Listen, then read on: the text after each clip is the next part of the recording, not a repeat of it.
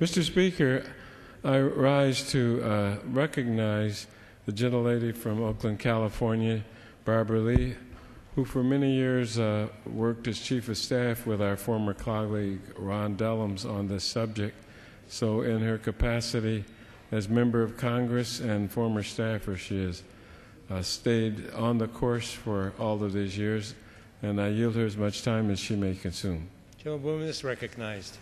Thank you very much, Mr. Speaker. And let me thank you, Chairman Conyers, for yielding and for those kind words, but also for your leadership on so many issues. You are a true warrior, and we would never be at this place today had it not been for yourself.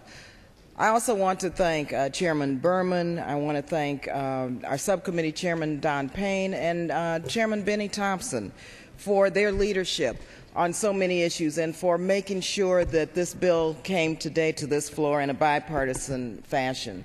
As a co-sponsor of this legislation and a long advocate against apartheid, I am especially pleased that we are taking this important step to finally right this inexcusable wrong.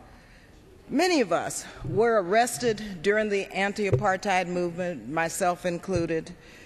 It wasn't until the mid-'80s that finally Congress put our country on the right side of history by overriding President Reagan's veto to impose sanctions. This was a bill that my predecessor, a great warrior, now the mayor of Oakland, California, Ron Dellums, had introduced for 12 long years. I can remember during that period the ILWU, for example, protested. In fact, I was arrested with them also, the unloading of ships from South Africa, which kicked off much of the anti-apartheid movement.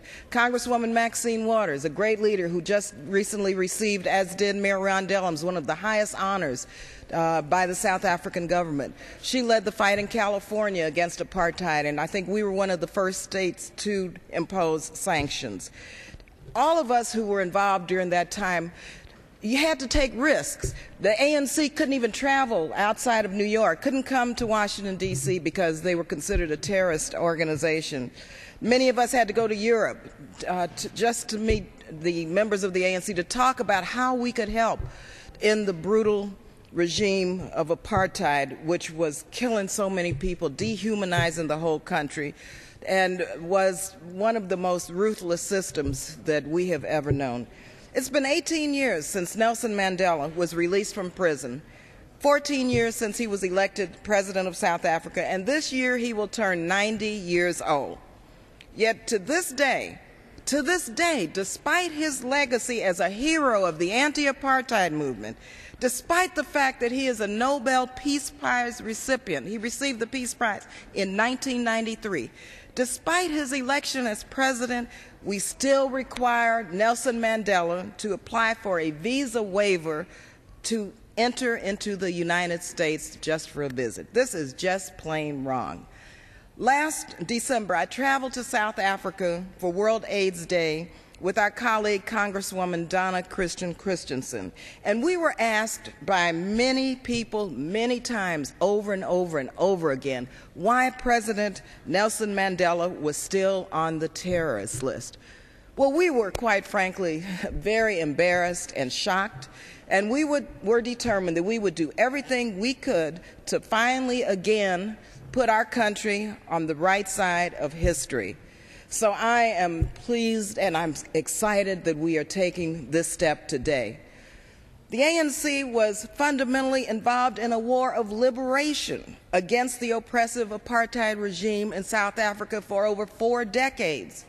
If they hadn't been involved in this war of liberation, apartheid would still be existing in South Africa.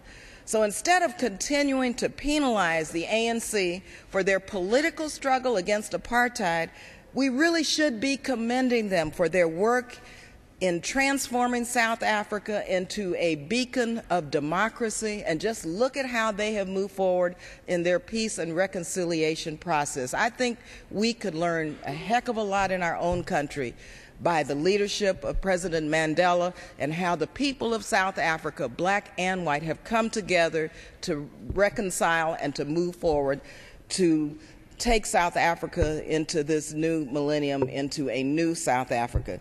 So let me just thank again Chairman Conyers and Chairman Berman for bringing this bill to the floor today. It's really the right thing to do, and for those of us who have been so long involved in the anti-apartheid movement and now, of course, in the movement to stop the genocide that's taking place in Darfur, this is a day that we have been waiting for a long time. This is the only thing that we can do now to say, first of all, that we understand that this should not have taken so long, but at least better late than never. Thank you very much, Mr. Conyers.